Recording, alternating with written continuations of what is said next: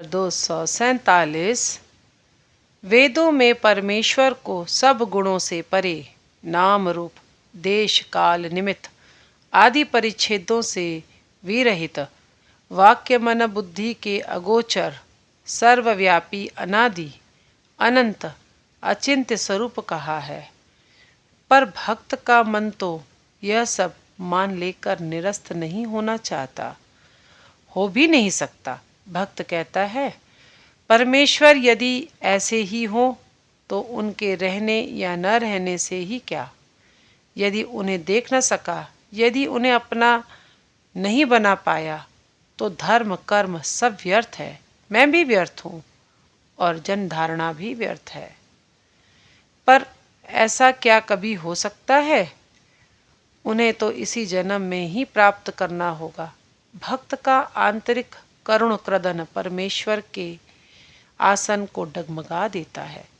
तब फिर वे और अपनी महिमा में प्रतिष्ठित नहीं रह सकते। वे तो सर्वज्ञ हैं, समस्त भूतों के अंतरात्मा, सर्वांत अंतर्यामी, अहेतुक दया सिंधु और सर्वोपरि भक्त वत्सल है। इसलिए वे भक्त की मनोकामना पूर्ण करने के लिए अपने असली स्वरूप को छिपाकर उसके द्वारा आकांक्षित रूप से हृदय मंदिर में दर्शन देकर उसको कृतार्थ करते हैं, और जीव जिससे उनके स्वरूप को सहज में हृदयागमन कर सके, इसलिए वे कभी कभी नर देह धारण कर अवतीर्ण होते हैं। तब पापी तापी तक उनकी कृपा से बिना साधन भजन के भी तर जाते हैं। नंबर 248। भगवान साधक पर कृपा करके और उसकी आराधना की सुविधा के लिए रूप धारण करते हैं। उनको गुणातीत अचिंत्य स्वरूप से अथवा केवल समस्त ऐश्वरिक गुणों के समिष्ट रूप से धारणा में लाना संभव नहीं है। अनेक समय हम शिव को गढ़ने जाकर बंदर गढ़ बैठते हैं। हम जब तक मनुष्य हैं तब तक हमारी देह बुद्धि है या द्वैत भाव है, तब तक ईश्वर को एक अनंत ईश्वरीय गुणभूषित आदर्श मनुष्य रूप में चिंतन करने के अलावा हमारे पास अन्य उपाय नहीं है। नंबर 249। निराकार रूप से परमेश्वर का चिंतन करने की कोशिश करने से हम बहुत हुआ तो विराट आकाश या असीम समुद्र की कल्पना कर पाते हैं। प्रथम अवस्था में निराकार ध्यान के प्रयत्न में हम शून्य का ही ध्यान कर सकते हैं। उसमें अन्य कुछ तो आरोपित हो ही नहीं सकता। अंधकार में पत्थर फेंकने के समान ही तो है, और क्या। निराकार पिता या निराकार माता का ध्यान कष्ट की कल्पना है, एक अर्थशून्य बात की बात मात्र। निराकार ध्यान में हम आध्यात्मिक उन्नति के पथ पर कोई विशेष आगे नहीं बढ़ सकते, क्योंकि वह नीरस और अवलंबन रहित है।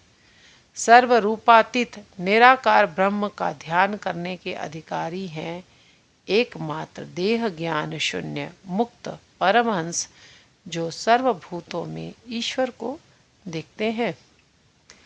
नंबर 250।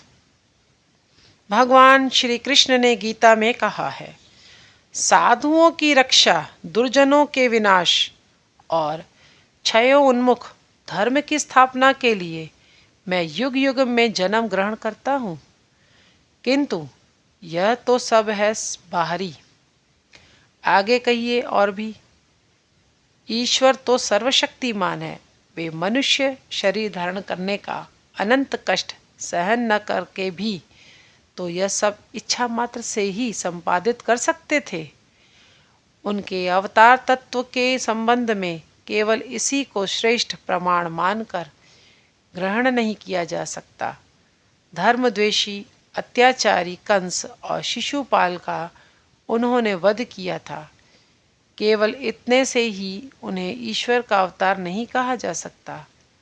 संसार के इतिहास में ऐसी अनेक घटनाएं पाई जाती हैं जहाँ उस तरह के अत्याचारी राजाओं की हत्या करके प्रजा के दुख प्रशमित किए गए हैं। अलौकिक घटनाएं भी योग सिद्ध महापुरुषों के जीवन में अनेक देखी गई हैं। उनके लिए कुछ भी असाध्य नहीं। श्री कृष्ण का अवतारत्व उनके मथुरा या द्वारका के राजा रूप से या कुरुक्षेत्र में पांडवों के सहायक रूप से उनकी कार्यावली द्वारा भी प्रमाणित नहीं होता। यह सब करते समय उन्हें अनेक बार कूटनीति का आश्रय लेना पड़ा था। उनके ये सब अद्भुत कार्य अवश्य ही हम लोगों में प्रगाढ़ श्रद्धा और विस्मय उत्पादन करते थे और उनकी बहुमुखी प्रतिभा का परिचय देते हैं, पर ये सब समयोपयोगी कार्य मात्र है। उनका सुदूरव्यापी कोई स्थायी प्रभाव मानव जीवन पर नहीं देखा जाता।